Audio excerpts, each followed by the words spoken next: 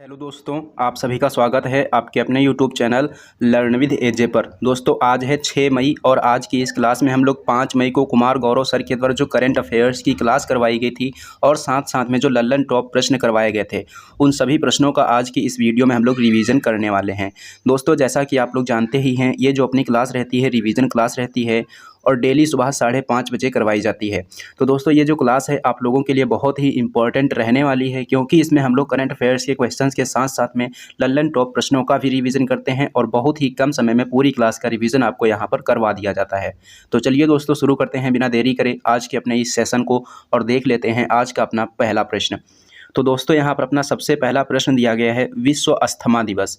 ये जो विश्व अस्थमा दिवस है इसको कब मनाया जाता है? तो इसको जो है मई माह के पहले मंगलवार को मनाया जाता है। मई माह में जो पहला मंगलवार होता है उस दिन क्या मनाया जाता है? विश्व अस्थमा दिवस मनाया जाता है। और इस बार जो मई माह का पहला मंगलवार था कब था? 2 मई को था। यानी कि वर्ष 2023 में जो विश्व अस्थमा दिवस मनाया गया है कब मनाया गया है? 2 मई को मनाया गया है। दूसरा क्वेश्चन हमको यहाँ से ये याद रखना है कि जो विश्व अस्थमा दिवस 2023 मनाया गया है इसकी थीम क्या रखी गई है? इसकी थीम रखी गई है केयर फॉर ऑल। अगर पूछा जाए कि विश्व अस्थमा दिवस की शुरुआत कब हुई थी, तो इसकी शुरुआत जो है 1998 में हुई थी।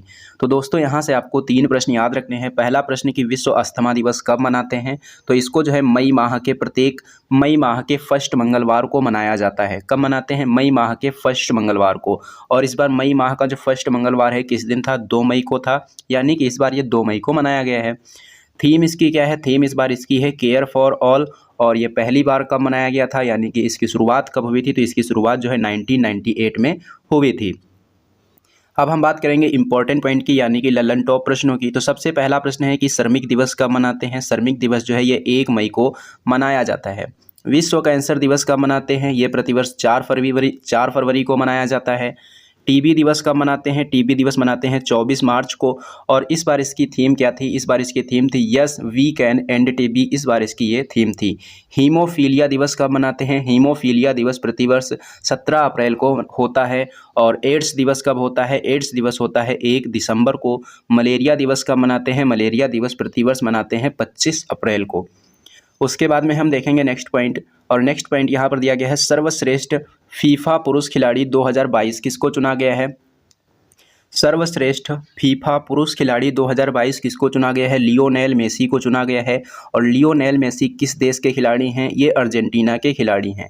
तो 2 प्रश्न याद रखने हैं, 2 प्रश्न आपसे यहाँ से पूछे जा सकते हैं। पूछा जाएगा कि सर्वश्रेष्ठ फीफा पुरुष खिलाड़ी 2022 कौन बने हैं? तो लियोनेल मेसी बने हैं। अब पूछा जा सकता है कि अभी हाल ही में चुने गए लियोनेल मेसी जो हैं यह किस देश के रहने वाले हैं? तो बताना होगा कि ये अर्जेंटीना की रहने वाले हैं और इनको क्या चुना गया है? सर्वश्रेष्ठ फीफा पुरुष खिलाड़ी 2022 इनको चुना गया है। फिक्की के महासचिव कौन है? फिक्की के वर्तमान महासचिव हैं शैलेश पाठक। महर्षि पहल और मायरा पहल यानी कि मीरा पहल, इन दोनों पहल का संबंध किससे है? इन दोनों पहल का संबंध है मोटे अनाज से। और मोटे अनाज का अंतर्राष्ट्रीय वर्ष कौन से वर्ष को घोषित किया गया है? वर्ष 2023 को मोटे अनाज का अंतर्राष्ट्रीय वर्ष घोषित किया गया है। बात करेंगे नेक्स्ट क्वेश्चन की। नेक्स्ट क्वेश्चन दिया गया है कि फोर्ब्स की दुनिया के सबसे ज़्यादा कमाने वाले 10 खिलाड़ियों की सूची में पहले स्थान पर कौन है? तो पहले स्थान पर इसमें है क्रिस्टियानो रोनाल्डो, और दूसरे स्थान पर है इसमें लियोनेल मेसी, और तीसरे नंबर पर कौन है? तीसरे नंबर पर है एम्बाप्पे। क्रिस्टियानो रोनाल्डो किस देश के खिलाड़ी हैं? ये पुर्तगाल के खिलाड़ी हैं। लियोनेल मेसी किस देश के खिलाड़ी हैं? ये भी अर्जेंटीना के खिलाड़ी हैं। और एम्बाप्पे कहाँ के खिलाड़ी हैं? ये फ्रांस के खिलाड़ी हैं। और ये सभी के सभी किसके प्लेयर हैं? ये सभी के सभी जो तीनों खिलाड़ी हैं ये फुटबॉल के खिलाड़ी हैं। तो दोस्तों यहाँ से आपसे कई प्रश्न पूछे जा सकते हैं। ये तो आपसे पूछा ही जाएगा कि जो फोर्ब्स की दुनिया के सबसे ज़्यादा कमाने वाले 10 खिलाड़ियों की सूची है उसमें पहले स्थान पर कौन है? तो इसमें जो पहले स्थान पर हैं क्रिस्टियानो रोनाल्डो हैं। अब जो यहाँ से स्टैटिक जीके के क्वेश्चन पूछे जा सकते हैं वो ये हैं कि आपसे पूछा जाएगा कि क्रिस्टियानो रोनाल्डो का संबंध किस खेल से है? तो आपको बताना होगा फुटबॉल से है। दूसरा प्रश्न पूछा जाएगा कि क्रिस्टियानो रोनाल्डो किस देश के खिलाड़ी हैं? तो ये पुर्तगाल के खिलाड़ी हैं। इसी प्रकार से लियोनेल मेसी से पूछा जाएगा कि जो लियोनेल मेसी हैं यह किस किस गेम के प्लेयर हैं, तो बताना होगा कि ये फुटबॉल के खिलाड़ी हैं। किसके खिलाड़ी हैं? फुटबॉल के खिलाड़ी हैं। एम्बापे किसके खिलाड़ी हैं? एम्बापे भी फुटबॉल के खिलाड़ी हैं। और एम्बापे किस देश के खिलाड़ी हैं? तो ये फ्रांस के हैं। और लियोनेल मेसी कहाँ के हैं? लियोनेल मेसी जो हैं अर्जेंटीना के हैं। अब हम बात करेंगे पुर्तगाल, अर्जेंटीना और फ्रांस की। पुर्तगाल की राजधानी क्या है? पुर्तगाल की राजधानी है लिस्बॉन। और अर्जेंटीना की राजधानी क्या है? अर्जेंटीना की राजधानी है ब्यूनस आयर्स। फ्रांस की राजधानी क्या है? फ्रांस की राजधानी है पेरिस। अगर हम पेरिस की बात करेंगे तो यहाँ से पूछा जाता है कि पेरिस जो है ये किस नदी के किनारे स्थित है? तो पेरिस जो है ये सीन नदी के किनारे स्थित है। अब हम बात करेंगे इंपॉर्टेंट पॉइंट की, यानी कि ललन टॉप प्रश्नों की। पहला प्रश्न है कि प्यूमा इंडिया का ब्रांड एम्बेसडर किसको बनाया गया है? तो प्यूमा इंडिया ने अपना जो ब्रांड एम्बेसडर बनाया है हरमनप्रीत कौर को। है कि हर्बा लाइफ का ब्रांड एम्बेसडर किसको बनाया गया है? तो स्मृति मंधाना को बनाया गया है। पेप्सिको इंडिया का ब्रांड एम्बेसडर किसको बनाया गया है? रणवीर सिंह को बनाया गया है। पेप्सिको इंडिया के ब्रांड एम्बेसडर कौन है? रणवीर सिंह है। उसके बाद में बात करेंगे नेक्स्ट पॉइंट की। पहले नंबर का जो भारतीय नौसेना कमांडर सम्मेलन हुआ है, इसका आयोजन कौन से स्वदेशी विमान वाहक पोत पर किया गया है? तो INS विक्रांत पर किया गया है। क्वेश्चन पूछा जाएगा कि भारत का पहला स्वदेशी विमान वाहक पोत कौन सा है? तो ये हो जाएगा INS विक्रांत। और इसको कहाँ से लॉन्च किया गया है? इसको जो है कोच्चि से लॉन्च किया गया है। कहाँ से लॉन्च किया गया है? इसको जो है कोच्चि से लॉन्च किया गया है। और कब लॉन्च किया गया था? तो इसको जो है 2 सितंबर 2022 को लॉन्च किया गया था। कब? 2 सितंबर 2022 को इसको लॉन्च किया गया था। कहाँ से लॉन्च किया गया था? कोच्चि से इसको लॉन्च किया गया था। और कोच्चि में ही अभी हाल ही में क्या लॉन्च किया गया है? भारत की पहली वाटर मेट्रो लॉन्च की गई है। उसके बाद में हम बात करेंगे नेक्स्ट क्वेश्चन की। तो नेक्स्ट क्वेश्चन दिया गया है कांस फिल्म फेस्टिवल 2023 से संबंधित। ये जो कांस फिल्म फेस्टिवल है इनका आयोजन कहाँ पर किया गया? इनका आयोजन किया गया फ्रांस में। अगर पूछा जाए कि कांस फिल्म फेस्टिवल 2023 में मानद पाल्मे डी ओर अवार्ड से किसको सम्मानित किया गया है? तो माइकल डगलस को सम्मानित किया गया है। अगर हम बात करेंगे माइकल डगलस की, तो इनको जो है 1987 में ऑस्कर अवार्ड मिला था। किसके लिए? वॉल स्ट्रीट के लिए। तो दोस्तों यहाँ से आपको दो मेन पॉइंट याद रखने हैं। पहला पॉइंट कि कांस फिल्म फेस्टिवल 2023 का आयोजन कहाँ पर किया गया? फ्रांस में किया गया। इसके अंदर मानद पाल्मे डी ओर अवार्ड से किसको सम्मानित किया गया है? माइकल डगलस को सम्मानित किया गया है। अब माइकल डगलस से संबंधित एक प्रश्न याद रखना है कि इनको 1987 में ऑस्कर अवार्ड किसके लिए दिया गया था? तो वॉल स्ट्रीट के लिए दिया गया था। अब हम बात करेंगे कांस फिल्म फेस्टिवल 2022 की। तो कांस फिल्म फेस्टिवल 2022 की ज्यूरी में शामिल भारतीय अभिनेत्री कौन है? तो कांस फिल्म फेस्टिवल 2022 की ज्यूरी में शामिल होने वाली भारतीय अभिनेत्री का नाम है दीपिका पादुकोण। क्या नाम है इनका? इनका नाम है दीपिका पादुकोण। ये आप लोग सही कर लेना। उसके बाद में हम बात करेंगे इंपॉर्टेंट पॉइंट की, यानी कि ललन टॉप प्रश्नों की। तो ऑस्कर अवार्ड 2023 में भारत ने कितने पदक जीते हैं? तो ऑस्कर अवार्ड 2022 में भारत ने 2 अवार्ड जीते हैं। पहला अवार्ड जीता है बेस्ट ओरिजिनल सॉन्ग की कैटेगरी में, और ये सॉन्ग कौन सा है? नाटू नाटू सॉन्ग है। अगर हम बात करेंगे बेस्ट शॉर्ट डॉक्यूमेंट्री फिल्म की, तो बेस्ट शॉर्ट डॉक्यूमेंट्री की फिल्म में किसको दिया गया है? द एलिफेंट विस्पर को दिया गया है। यानी कि ऑस्कर अवार्ड 2023 में भारत ने कितने अवार्ड जीते हैं? 2 अवार्ड जीते हैं। बाहुबली ये क्या है? ये जो है भारत का 200 मीटर लंबा बांस क्रैश बैरियर है। और इसको कहाँ पर स्थापित किया गया है? इसको जो है महाराष्ट्र के विदर्भ में स्थापित किया गया है।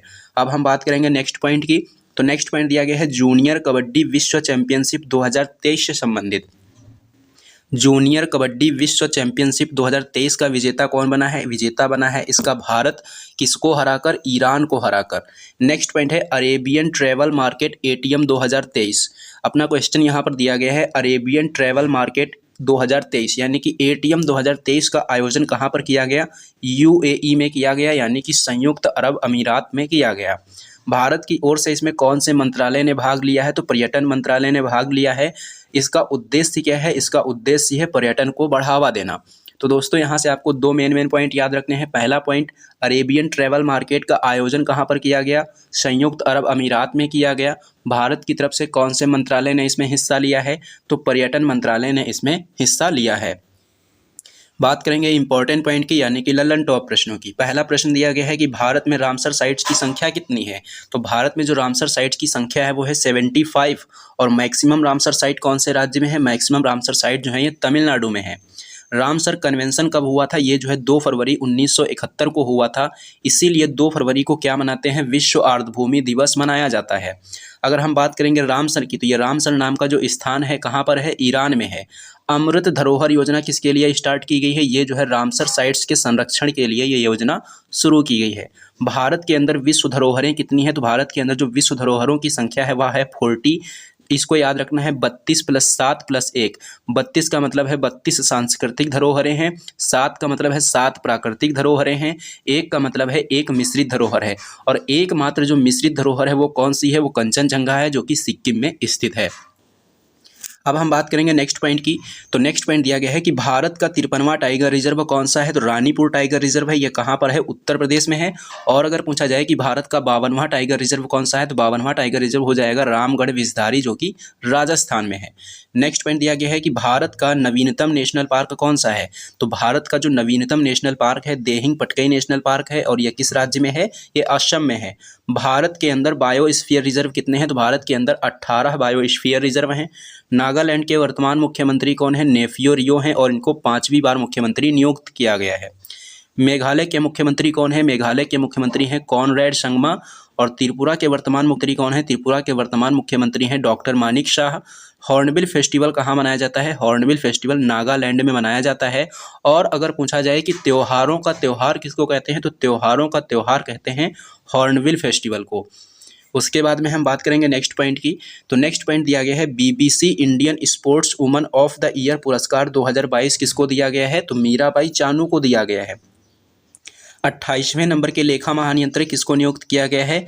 SS दुबे को नियुक्त किया गया है। किसके स्थान पर? भारती दास के स्थान पर। सेवलॉन इंडिया ने अपना ब्रांड एम्बेसडर किसको बनाया है? सचिन तेंदुलकर को बनाया है। अब हम बात करेंगे नेक्स्ट क्वेश्चन की। तो नेक्स्ट क्वेश्चन दिया गया है मोचा से संबंधित। ये मोचा क्या है? ये जो मोचा है वर्ष 2023 में आने वाला पहला चक्रवात है। और ये कहाँ पर उत्पन्न हुआ है? ये बंगाल की खाड़ी में उत्पन्न हुआ है। इससे जो है कौन कौन से हिस्से प्रभावित होंगे? उड़ीसा और पश्चिम बंगाल। इसका नाम किसके द्वारा सुझाया गया है? इसका नाम जो है यमन देश के द्वारा सुझाया गया है। तो दोस्तों यहाँ से आपको 3 पॉइंट याद रखने हैं। ये जो मोचा है, मोचा क्या है? 2023 में आने वाला पहला चक्रवात है। कहाँ पर आया? बंगाल की खाड़ी में। और इसका नाम किसने रखा है? इसका नाम यमन ने रखा है।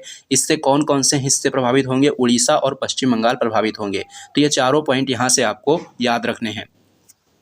अब हम बात करेंगे इंपॉर्टेंट पॉइंट की, यानी कि लल्लन टॉप प्रश्नों की। तौकाते चक्रवात का नामकरण कौन से देश के द्वारा किया गया था? तौकाते चक्रवात का नामकरण जो है ये म्यांमार देश के द्वारा किया गया था। असनी चक्रवात का नामकरण किसके द्वारा किया गया था? श्रीलंका के द्वारा किया गया।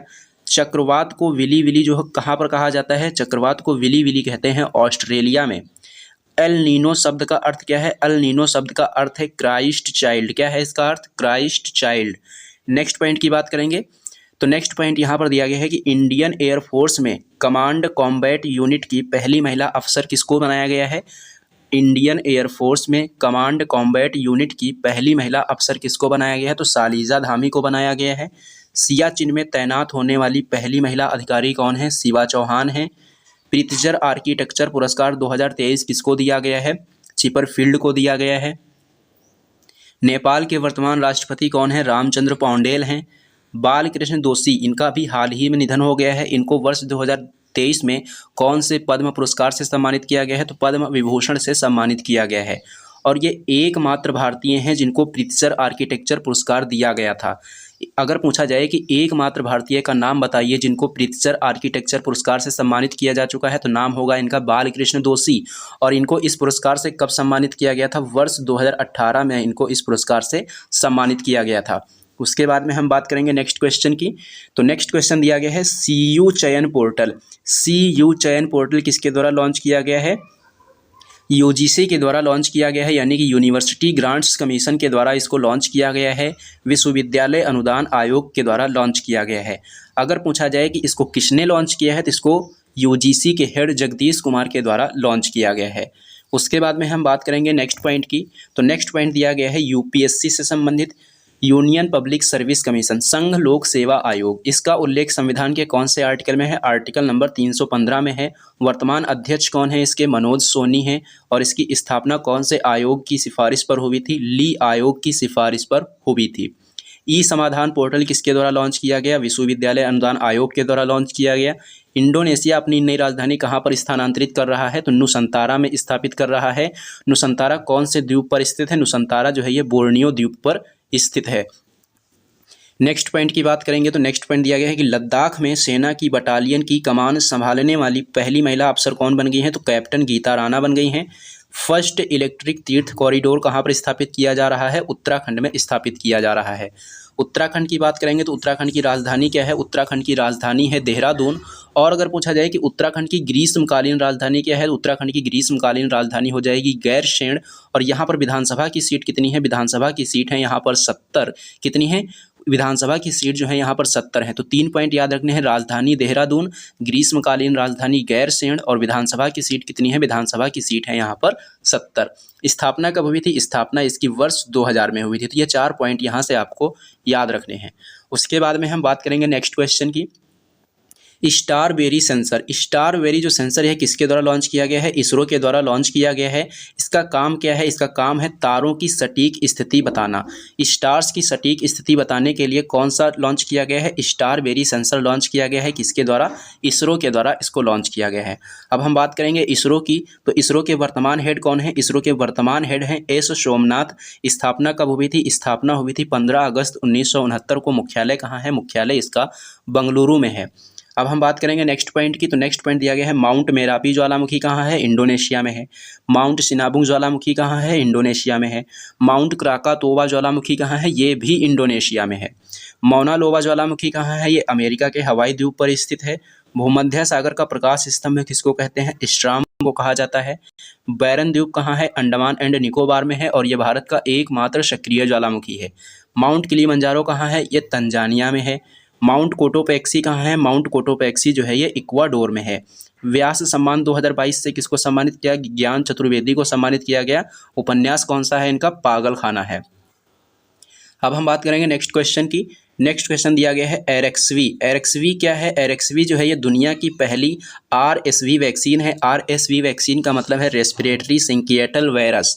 ये जो है किसके द्वारा बनाई गई है, ये जो वैक्सीन है किसके द्वारा बनाई गई है, जीएसके कंपनी के द्वारा बनाई गई है। कहाँ की है, इंग्लैंड की है। इसको अनुमति किसके द्वारा प्रदान की गई है, अनुमति जो है अमेरिका के द्वारा इसको प्रदान की गई है। उसके बाद में हम बात करेंगे इंपॉर्टेंट पॉइंट की, तो सबसे फर्स्ट पॉइंट दिया गया है कि मलेरिया की पहली वैक्सीन कौन सी है, तो मलेरिया की पहली वैक्सीन है मॉस्कविरिक्स। 38वें राष्ट्रीय खेल 2024 में कहाँ पर आयोजित किए जाएंगे, उत्तराखंड में आयोजित किए जाएंगे। 37वें राष्ट्रीय खेल 2023 में कहाँ पर होंगे, गोवा में होंगे। और 36वें राष्ट्रीय खेल 2022 में कहाँ पर हुए थे, ये गुजरात में हुए थे। नेक्स्ट पॉइंट दिया गया है कि एशिया का सबसे बड़ा ट्यूलिप गार्डन कहाँ है, ये जम्मू कश्मीर में है। वन वेब के 40 इंटरनेट उपग्रहों को किस रॉकेट से लॉन्च किया गया, फाल्कन 9 रॉकेट से लॉन्च किया गया। नेक्स्ट क्वेश्चन की बात करेंगे तो नेक्स्ट क्वेश्चन दिया गया है कि राष्ट्रीय विनिर्माण नवाचार सर्वेक्षण 2021-22 के अनुसार सर्वाधिक नवाचार वाला राज्य कौन सा राज्य बन गया है, उत्तर हो जाएगा इसका कर्नाटक। लेकिन अगर पूछ दिया जाए कि राष्ट्रीय विनिर्माण नवाचार सर्वेक्षण पहली बार कब लॉन्च किया गया था, यानी कि पहली बार कब जारी किया गया था, तो वर्ष 2011 में यह पहली बार जारी किया गया था। अब हम बात करेंगे इंपॉर्टेंट पॉइंट की, तो पहला पॉइंट यहाँ पर दिया गया है स्टैचू ऑफ प्रॉस्पेरिटी कहाँ है, तो यह कैंपगोड़ा एयरपोर्ट पर बेंगलुरु में है। यक्षगान कहाँ का लोक नृत्य है, कर्नाटक का है। कैगा परमाणु ऊर्जा संयंत्र किस राज्य में है, कर्नाटक में है। नेक्स्ट पॉइंट है इंडिया जस्टिस रिपोर्ट 2022 में बड़े राज्यों की कैटेगरी में पहले स्थान पर कौन सा राज्य है, कर्नाटक है और अंतिम स्थान पर उत्तर प्रदेश है। लेकिन अगर पूछा जाए कि छोटे राज्यों की कैटेगरी में शीर्ष पर कौन सा राज्य है, तो बताना होगा सिक्किम है। नेक्स्ट पॉइंट की बात करेंगे तो बोल्ड कुरुक्षेत्र एक्सरसाइज और अग्नि वॉरियर एक्सरसाइज किस किस के मध्य होती है, ये भारत और सिंगापुर के मध्य होती है। चैट जीपीटी किसने लॉन्च किया, ओपन एआई ने लॉन्च किया। बार्ड किसने लॉन्च किया, गूगल ने लॉन्च किया। गीगा जीपीटी किसने लॉन्च किया, रूस ने लॉन्च किया। सरस्वती सम्मान 2022 किसको दिया गया, शिव शंकरी को दिया गया, ये तमिलनाडु से हैं।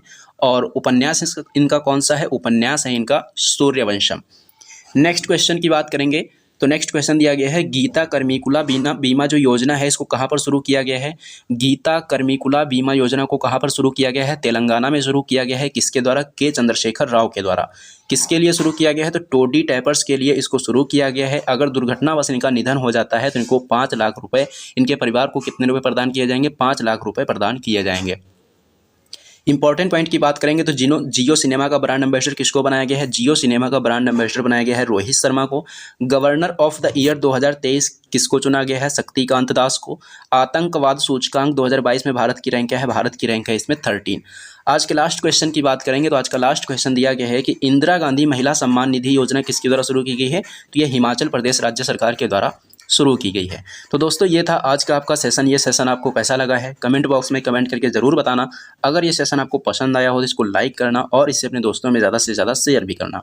और हाँ दोस्तों, अगर आप लोगों ने अभी तक हमारे चैनल को सब्सक्राइब नहीं किया है तो चैनल को सब्सक्राइब कर लेना और बेल आइकन पर क्लिक करके ऑल पर ज़रूर क्लिक कर लेना, जिससे कि इस चैनल पर जब भी कोई वीडियो अपलोड की जाए तो उसका नोटिफिकेशन आपको सबसे पहले मिले। चलिए दोस्तों, मिलते हैं अब हम लोग एक नेक्स्ट वीडियो में।